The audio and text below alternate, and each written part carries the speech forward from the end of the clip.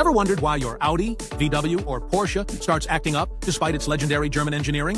Visit www.doylestownautoshop.com or call 267-279-9477 to schedule your appointment today.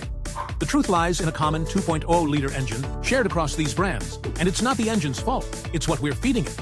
These sophisticated engines face a chain reaction of problems when owners try to save money in the wrong places. Using regular gas instead of premium fuel leads to carbon buildup on valve backs and sticky fuel injectors.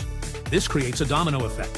Oil-soaked spark plugs, failing ignition coils, and carbon-caked piston rings that burn oil. The result?